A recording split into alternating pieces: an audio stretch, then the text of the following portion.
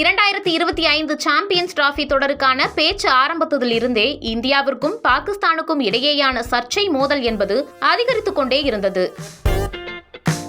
முதலில் தொடர் நடைபெறும் நாடான பாகிஸ்தானுக்கு சென்று விளையாட இந்தியா மறுப்பு தெரிவித்தது.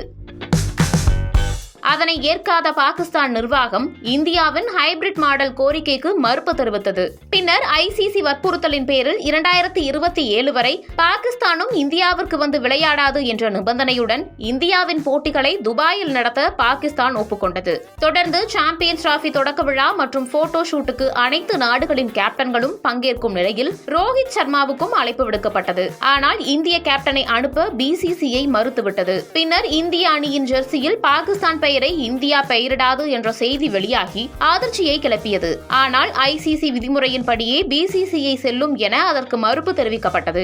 இந்த சூழலில் இந்திய அணி பாகிஸ்தானிற்கு செல்லாததால் இந்தியாவின் கொடியை பாகிஸ்தான் ஸ்டேடியத்தில் ஏற்றவில்லை என்ற வீடியோ வெளியாகி மீண்டும் சர்ச்சை வெடித்தது.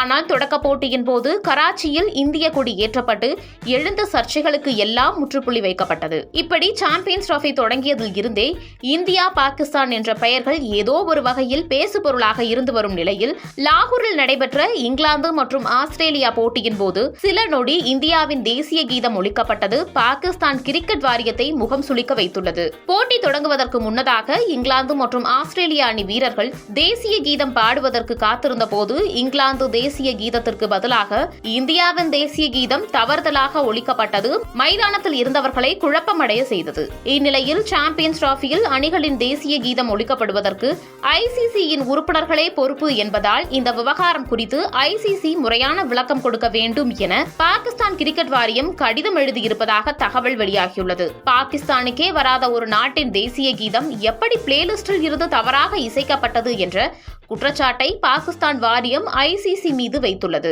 அது மட்டுமில்லாமல் இந்தியா மற்றும் வங்கதேசத்தின் நேரலை ஒளிபரப்பின் போது சாம்பியன்ஸ் டிராபி கோப்பையுடன் பாகிஸ்தான் பெயர் இடம்பெறவில்லை என்பதும் ஐசிசி மீது குற்றச்சாட்டை ஏற்படுத்தியுள்ளது.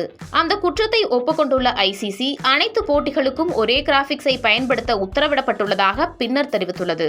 இந்த சூழலில் ஐசிசி தொடர்ந்து பாரபட்சம் காட்டுவதாக பாகிஸ்தான் கிரிக்கெட் வாரியம் குற்றச்சாட்டை வைத்துள்ளதாக தகவல்கள் தெரிவிக்கின்றன.